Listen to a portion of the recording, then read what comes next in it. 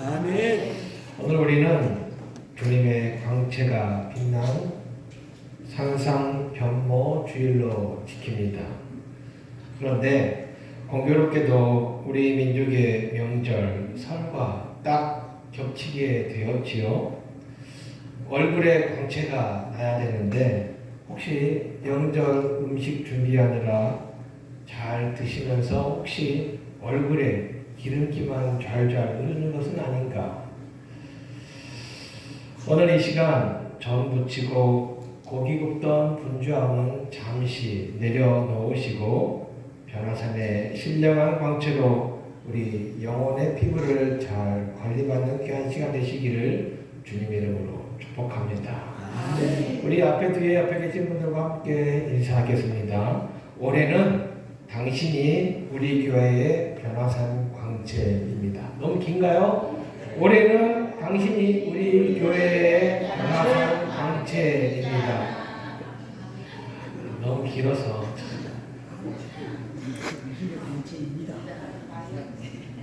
광채처럼 활짝 빛나는 우리 순천포도나무교회 되시기를 주님 이름으로 축복합니다. 오늘 우리는 사순절이 시작되기 전 마지막 주일은 변화주일로 보였습니다.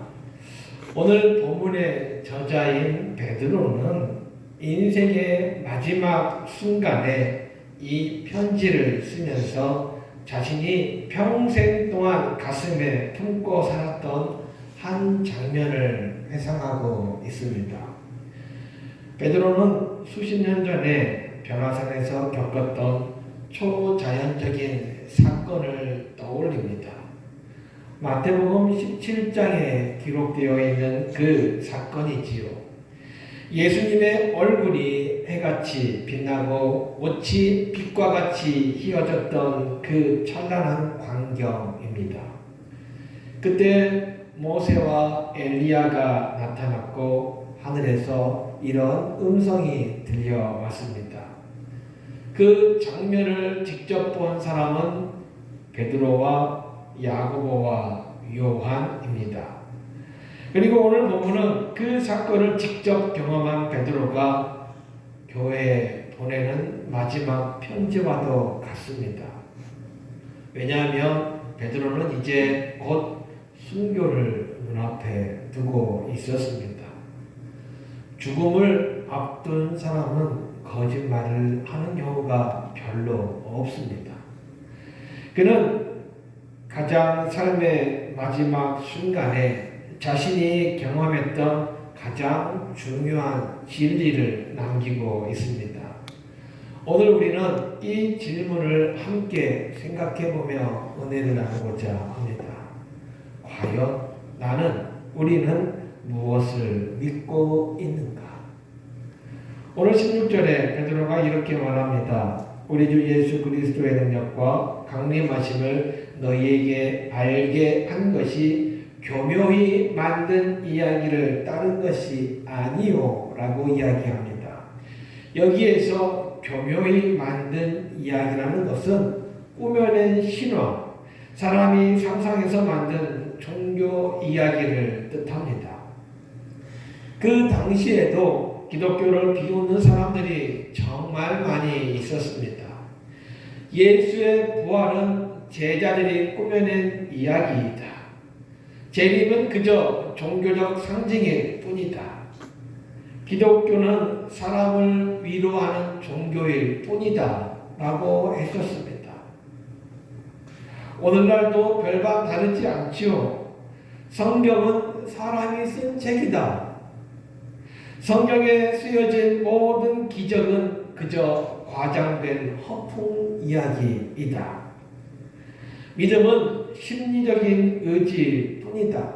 이렇게 사람들은 이야기합니다. 그런데 베드로는 분명하게 말하지요. 우리는 그의 위엄을 친히 본 자라. 즉 이 말은 내가 직접 보았다라는 것입니다. 베드로는 이론가가 아니었습니다. 베드로는 그 현장의 증인이었습니다. 예수님께서 하나님의 아들이라는 사실을 머리로 배운 것이 아니라 하늘로부터 들려오는 음성, 이는 내 사랑하는 아들이요 내 기뻐하는 자라 라는 소리를 직접 두 귀로 들었던 사람입니다. 기독교는 철학 이론도 도덕적 교훈집도 아닙니다. 역사 속에서 실제로 일어난 사건 위에 세워진 믿음이지요. 예수님은 실제로 이 땅에 오셨습니다. 그리고 실제로 십자가 위에서 못 박히셨습니다. 죽으셨습니다. 실제로 부활하셨습니다. 실제로 영광을 나타내셨습니다. 17절과 18절 말씀에 베드로는 그날을 이렇게 설명합니다. 이는 내 사랑하는 아들이요 내 기뻐하는 자라. 그날 산 위에서 세 가지 중요한 일이 일어났습니다. 예수님의 본 모습이 드러났고요. 평소에 예수님의 모습이었습니다. 예수님은 인성을 입고 이 땅에 오셨잖아요. 배 고프면 무엇이든지 드셔야 했고요. 피곤하시면 주무셔야 했습니다. 예수님의 외모는 우리가 영화에서 보았던 그런 눈에 띄는 외모가 아닙니다. 평범한 외모였습니다. 그러나 그날 가리워져 있던 영광이 잠시 드러났습니다. 해같이 빛나는 얼굴, 눈부신 옷, 그것은 예수님의 본래 모습, 곧 하나님의 아들의 영광이었던 것이지요. 우리는 종종 예수님을 너무 쉽게 생각할 때가 있습니다. 예수님을 그냥 나를 도와주시는 분, 예수님을 내 소원을 들어주시는 분, 옛날 알라딘의 요술 램프 지니 정도로만 생각할 때가 있습니다. 예수님은 도깨비 방망이도 아닙니다. 예수님은 영광의 주님이시지요. 그때 누가 나타났습니까? 모세와 엘리야가 나타났습니다. 많고 많은 사람 중에 왜 하필 모세와 엘리야였을까요? 모세 하면 무엇이 떠오릅니까? 율법이 떠올라요. 모세 오경 기억나시지요? 엘리야 하면 뭐가 떠올라요? 선지자가 많이 있었습니다. 그 중에서도 대표 선지자를 뽑으라고 한다면 우리는 단연 엘리야를 뽑게 되어 있습니다. 즉 모세와 엘리야는 구약 전체를 상징한다는 것이지요. 이 장면은 구약 성경 전체가 예수님을 가리켜 왔다는 것이지요. 예수님은 갑자기 등장한 인물이 아닙니다. 창세기부터 예언되어 온 분입니다. 창세기의 여자의 후손, 이사야의 고난받는 종, 미가가 예언한 베들레헴에서 태어날 메시아, 모든 예언이 예수님을 향하고 있다는 것입니다. 성경책 구약 창세기부터 계시록까지 모두 누구를 가리키고 있다고요? 예수님을 가리키고 있다는 것이죠. 이는 내 사랑하는 아들이요 내 기뻐하는 자라 했습니다. 예수님의 정체성을 분명하게 가르치고 있습니다. 예수님은 단순한 선생이 아닙니다. 위대한 종교 창시자도 아닙니다. 세계 3대 성자 중에 한 사람이 아니라 하나님의 아들이신 줄 믿습니다. 중요한 사실이 또 하나가 있어요. 이 변화사는 사건은 예수님이 십자가를 지시기 바로 직전에 일어난 상황입니다. 예수님은 이 사건 이후에 곧 체포되십니다. 조롱당하시고 이제 곧 십자가에 매어 달리실 것입니다. 왜 많고 많은 상황 중에 그 직전에 이 영광을 보여주셨을까요?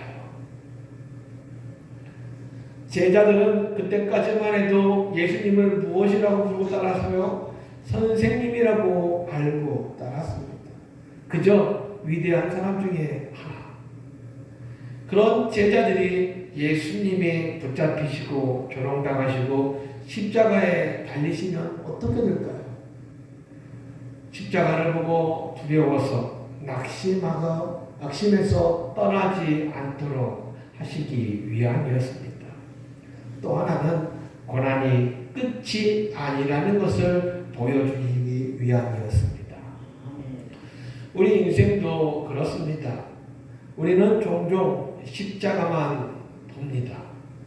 사업의 어려움, 건강의 문제, 자녀 문제, 관계, 상처들. 그러나 하나님은 우리에게 분명하게 말씀하십니다. 십자가 뒤에는 반드시 영광이 있다고요. 십자가 뒤에는 반드시 부활이 있음을 믿어지십니까?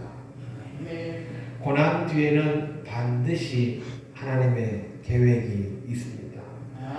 조건이 하나 있는데 말씀대로 따라 살려고 노력하는 중에 고난이 있을 때입니다. 내 마음대로 살다가 고난이 오는 그것은 뭐예요? 죄값입니다. 오늘 19절 말씀에 베드로가 이렇게 이야기합니다. 더 확실한 예언이 있다. 가장 중요한 부분이지요. 베드로는 변화산에서 직접 두 눈으로 영광을 보았고 두 귀로 하나님의 음성을 들었습니다. 그런데 19절 말씀에 또 하나 우리에게 더 확실한 예언이 있다라고 말씀하고 있지요. 자신이 직접 본 체험보다 더 확실한 것이 있다는 것입니다. 그것이 바로 무엇입니까? 성경 말씀이다 라는 것이죠. 우리는 종종 이렇게 이야기합니다. 나도 기적을 보았으면 좋겠다.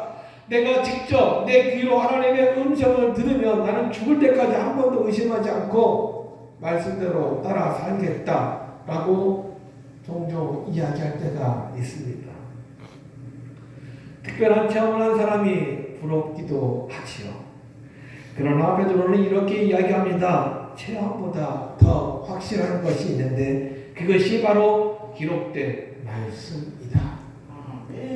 왜 그럴까요? 체험은 개인적입니다. 철저하게 개인적이에요. 그리고 사람의 감정은 변하게 되어 있습니다. 또 우리의 기억은 흐려질 수밖에 없어요. 온전한 것이 없는데 온전한 것이 있다면 바로 말씀입니다. 말씀은 변하지 않아요. 19절 말씀에 말씀은 어두운 데를 비추는 등불이라고 말씀하고 있습니다. 당시에는 가로등이 없었지요. 밤에 등불이 없으면 한 발자국도 나아갈 수 없는 칠흑 같은 어둠이었습니다. 지금 세상은 영적으로 어둡습니다. 무엇이 옳은지 그른지 혼란스럽습니다. 진리가 상대화되어 버렸습니다. 내 생각의 기준이 바로 올바른 기준이 되어 버렸습니다.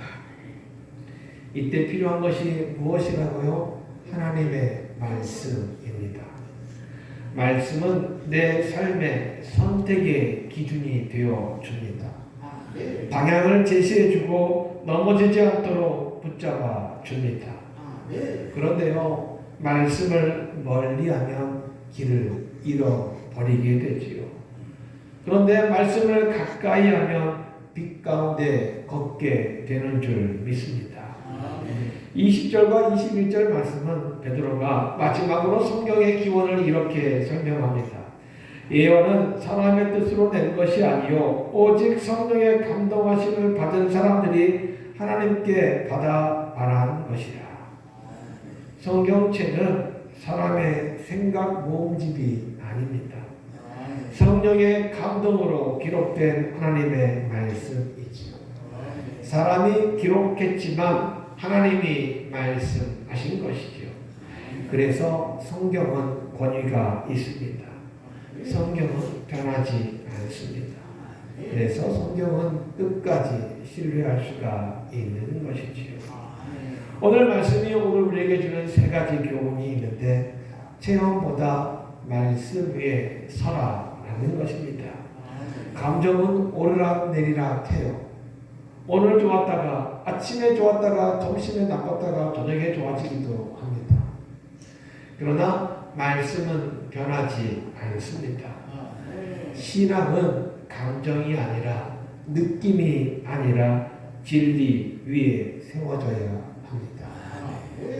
두 번째로 고난 속에서도 영광을 바라보라는 것입니다. 변화사는 십자가 직전에 있었던 사건입니다. 지금 힘들어도 하나님은 이미 영광을 준비하고 계시는 줄 믿습니다. 지금 혹시 고난의 터널을 지나고 있다고 하면 반드시 고난의 끝에 빛이 있는 줄 믿습니다. 그 불같은 시험을 다 이기고 나면 하나님께서 두 팔 벌려서 우리를 안아 주실 줄 믿습니다. 세 번째로 말씀을 가까이 해야 합니다. 등불은 가까이 두어야 밝아지는 것이지요. 등불은 읽어야 비추어지는 것입니다. 묵상해야 길이 되는 것입니다. 순종해야 능력이 되는 것이지요. 말씀을 가까이 하십시오. 일주일에 한번 교회 올 때만 들고 오는 것이 아니라 항상 내 옆에 두고 말씀을 주야로 묵상하는 사람들이 복 받는 사람들 믿습니다. 베드로는 영광을 직접 본 사람이었습니다. 그런데 베드로는 그 체험을 붙들라고 말하지 않았습니다. 이것이 중요해요. 무엇을 붙잡으라고 했습니까? 말씀을 붙잡으라고 했습니다. 그리스도의 영광은 실제이고 성경의 예언은 확실하고 그 말씀이 오늘도 우리를 붙드는 비추는 등불이 되는 줄 믿습니다. 신앙생활하면서 나는 특별한 체험이 없어. 내 믿음은 뜨뜻미지근해. 특별한 체험한 사람이 부러워 보일 수도 있습니다. 그러나 그것은 개인적인 사건일 뿐 우리에게 진짜 중요한 말씀을 주셨습니다. 말씀을 가까이 하는 사람은 흔들리지 않습니다. 말씀을 가까이 하는 사람은요, 사람들의 말에 휘둘리지 않습니다. 말씀을 가까이 하십시오. 하나님이 오늘도 나에게 무엇이라고 말씀하시는지 그 말씀을 우리가 성경 안에서 찾을 수 있습니다. 이번 한 주간도 우리 눈이 영광의 주님만을 바라보기를 축복합니다. 우리의 발걸음이 말씀의 빛을 따라 걷기를 주님의 이름으로 축복합니다. 우리의 삶을 통하여 예수 그리스도의 영광이 드러내기를 축복합니다. 이런 인생은 하나님께서 반드시 책임져 주실 줄 믿습니다. 기도합니다. 사랑과 은혜가 풍성하신 하나님, 오늘 말씀을 통하여 우리가 믿는 복음이 교회의 만든 이야기가 아니라 친히 목격한 주님의 위엄과 확실한 예언의 말씀임을 다시금 확신하게 하시니 감사합니다. 세상은 여전히 어둡고 혼란스럽지만 우리의 마음속에 확실한 예언이라는 등불을 허락하셨사오니 날이 새어 샛별이 우리 마음에 떠오르기까지 이 말씀만을 굳게 붙잡게 하여 주옵소서. 성경의 모든 말씀을 사사로이 풀지 않고 성령의 감동하심을 따라 순종하며 살아가게 하시고 삶의 현장 속에서 변호사의 영광을 증거하는 목격자로 삶을 살게 하여 주옵소서. 우리를 빛 가운데로 인도하시는 예수님의 이름으로 감사하며 기도하옵나이다. 아멘. 다 같이 자리에 일어나셔서